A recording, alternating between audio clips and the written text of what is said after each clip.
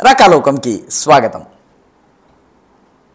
Bharatiya Janata party యొక్క కీలకమైనటువంటి నాయకుడు, పార్టీ ఎదుగుదలలో చాలా ముఖ్యమైనటువంటి పాత్రను పోషించిన వాడు, డిప్యూటీ ప్రైమ్ మినిస్టర్గా, హోమ్ మినిస్టర్గా ఈ దేశానికి నాయకత్వాన్ని అందించినటువంటి వాడు, నేటి ఆధార్ వ్యవస్థకి ఆద్యుడు, ప్రాథమిక దశలో మల్టీపర్పస్ ఐడెంటిటీ కార్డుని ప్రారంభించిన వాడు అయిన ఎల్కే అద్వానీకి భారతరత్న వచ్చినటువంటి అవార్డు చేసినటువంటి, ఆయనకి ఇస్తున్నట్టు ప్రకటించినటువంటి ఒక రోజు అటు ఇటుగా తమిళనాడులో ఒక చిన్న సంఘటన జరిగింది.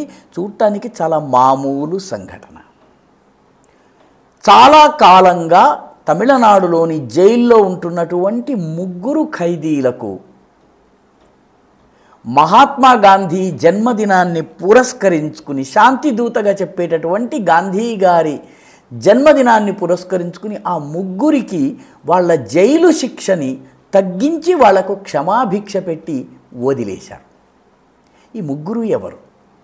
ఈ 3 1998లో కోయంబత్తూరులో, 1998 ఫిబ్రవరి 14 నాడు కోయంబత్తూరులో ఎల్కే అద్వానీ ఎన్నికల సభలో పాల్గొనేందుకు వస్తున్న సమయంలో 12 వేర్వేరు చోట్ల బాంబులు పెట్టి వరుస పేలుళ్లు జరిపినటువంటి ఉగ్రవాదులు. దాని లక్ష్యము అడ్వానీని చంపడం. అడ్వానీకి జాతి భారతరత్న ఇస్తున్నటువంటి సమయంలోనే అడ్వానీని చంపడానికి ప్రయత్నించినటువంటి ఉగ్రవాదులకు తమిళనాడులోని డిఎంకే ప్రభుత్వము క్షమాభిక్ష పెట్టేసేసింది.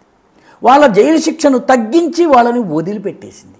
ఈ 3 బయటకి రాగానే దీనిని ముస్లిం ఓటర్లందరికీ తెలిసేందుకు డిఎంకేకి అనుకూలంగా ఉన్నటువంటి మీడియా చాలా పెద్ద ఎత్తున వాళ్ళ ఇంటర్వ్యూలు చేయటము, గంటల పాటు వాళ్ళ ఇంటర్వ్యూలు చేసి తమిళ ఛానల్స్ అన్నిట్లలో కూడాను వాటిని ప్రచారం చేయటము.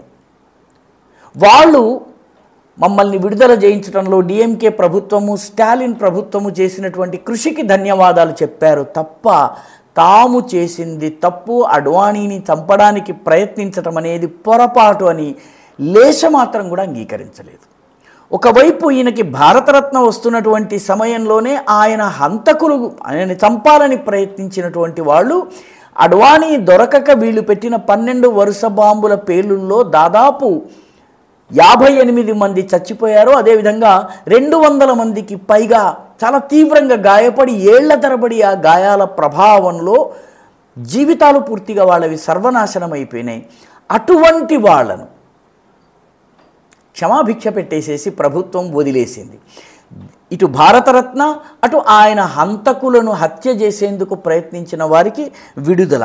ఇది చాలా ఆశ్చర్యము. దీనికి ఇండియన్ యూనియన్ ముస్లిం లీగ్, అదేవిధంగా ఎస్డిపిఐ, ఆ తరువాత మరొక పార్టీ ఉంది మనిదనీయ మక్కల్ కచ్చి అని, ఎంఎంకే అంటారు ఈ పార్టీని. ఇది కేవలము ముస్లిముల కోసము పనిచేసే ముస్లిం పార్టీ. మన ఎంఐఎం ఏ రకంగా పనిచేస్తుందో ఆ రకంగా మనిదనీయం మక్కల్ కచ్చి అనేటువంటి పార్టీ పనిచేస్తుంది. ఈ 3 పార్టీలు దీనిని హర్షించాయి, అభినందించాయి ప్రభుత్వాన్ని. ప్రభుత్వం వీళ్ళని వదిలిపెట్టడం చాలా మంచిది అని చెప్పేసి అభినందించాయి. దీనిని అన్నాడీఎంకే కూడా వ్యతిరేకించటం లేదు. నిన్న మొన్నటి వరకు బీజేపీతో పొత్తులో ఉన్నటువంటి అన్నా ద్రవిడ మున్నేట్ర కళగం ఇప్పుడు ఎస్డిపిఐతో పొత్తు కుదుర్చుకునే ప్రయత్నంలో ఉంది. ఎస్డిపిఐ పిఎఫ్ఐ యొక్క రాజకీయ రూపము అని చెప్పి చాలామంది చెప్తుంటారు. ముఖ్యంగా ఇంటెలిజెన్స్ వర్గాల్లో ఉన్నటువంటి వాళ్ళు చెప్తారు. అయితే ఇది ఒక రాజకీయ పార్టీ కాబట్టి దీని మీద నిషేధం లేదు, కానీ పిఎఫ్ఐ పైన నిషేధం ఉంది. పిఎఫ్ఐ కార్యకర్తలు చాలామంది ప్రస్తుతం ఎస్డిపిఐ అనే ముసుగులో పనిచేస్తున్నారు. అటువంటి ఎస్డిపిఐతో పొత్తు పెట్టుకోవడానికి పళనిస్వామి ముందుకొచ్చేశారు. పళనిస్వామి ముందుకొచ్చి పొత్తు పెట్టుకునే ప్రయత్నం చేస్తున్నారు. కాబట్టి ఆయన కూడా ఈ విడుదలని వ్యతిరేకించటం లేదు. ఇప్పటికే అసలు ఈ మొత్తము కోయంబత్తూరుకి సంబంధించినటువంటి 12 వరుస పేలుళ్ళు ఫిబ్రవరి 14, 1998లో ఏవైతే జరిగినాయో వీటికి సూత్రధారి అయినటువంటి ఎస్ఏ భాష ప్రస్తుతం బెయిల్ మీద ఉన్నారు. 2009లో ఒక 13 నేరగాళ్లని అప్పుడున్నటువంటి ప్రభుత్వము ఇదే కుహనా సెక్యులర్ కథలు చెప్పేసి వాళ్లకు క్షమాభిక్ష ప్రకటించింది. ఇప్పుడు ఎవరైతే 3ని విడుదల చేయడానికి ప్రయత్నించారో, ఇంకా కొందరు జైల్లో ఉన్నారో, వీళ్లకు బెయిల్ కోసము వెళితే సుప్రీంకోర్టు 58 మంది మరణానికి కారకులైన వీళ్ళకి బెయిల్ ఇవ్వడానికి వీలు లేదని చెప్పింది. అటువంటి వ్యక్తులకు ఇప్పుడు తమిళనాడు ప్రభుత్వము ఎన్నికలు వస్తున్న కారణంగా క్షమాభిక్ష పెట్టి వదిలేసేసింది. ప్రస్తుతానికి ఇప్పటికే పోయిన విజయదశమి సమయంలో కొట్టై ఈశ్వరన్ టెంపుల్ దగ్గర కోయంబత్తూరులో ఒక కారు నిండా పేలుడు పదార్థాలు పెట్టి ఆ కారుని పేల్చేందుకు సిద్ధంగా ఉన్నటువంటి సమయంలో తనంతట తాను కారు పేలి ఆ ప్లాన్ చేసినటువంటి ఉగ్రవాదితో సహా మొత్తం చనిపోయారు. ఆ ఉగ్రవాది ఇంటిలో సోదాలు జరిపితే మరొక 5గురు దొరికారు. భారీ మొత్తంలో పేలుడు పదార్థాలు దొరికాయి.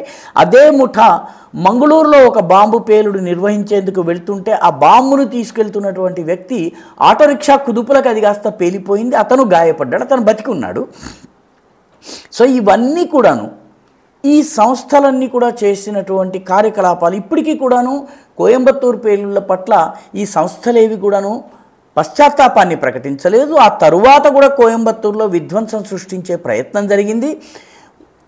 తమాషాగా చాలా హాస్యాస్పదంగా ఏ సమయంలోనైతే అడ్వాణీకి భారతరత్నను ప్రకటిస్తున్నారో సరిగ్గా అదే సమయానికి ఆయనను చంపేందుకు ప్రయత్నించినటువంటి ఉగ్రవాదులు వాళ్లకు క్షమాభిక్ష ప్రకటించటం అనేది ఇది చాలా విడ్డూరమే కాదు, విషాదం కూడా.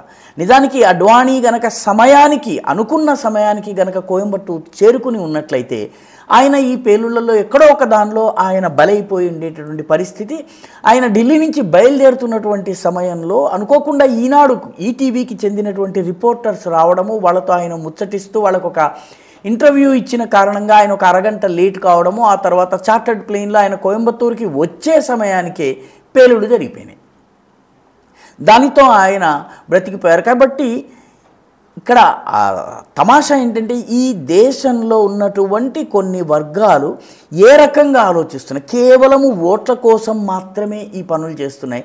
తమాషా ఏంటంటే అడ్వాణీకి, కర్పూరి ఠాకూర్కి, లేకపోతే చరణ్ సింగ్కి భారతరత్నాలు ఇవ్వడంలో రాజకీయం కనిపిస్తున్నటువంటి మహానుభావులకి ఈ రకంగా అడ్వాణీయే కాకుండా చంపాలని ప్రయత్నించి విఫలురైనప్పటికీ 58 మందిని పొట్టనబెట్టుకున్నటువంటి కిరాతకులకు క్షమాభిక్ష పెట్టడంలో నా రాజకీయము కనిపించటం లేదు. అదేవిధంగా దీనిలో ఈ దేశ భద్రత కానీ, ఈ దేశంలో శాంతి భద్రతల విషయంలో కానీ ఎటువంటి బాధ అనిపించటం లేదు.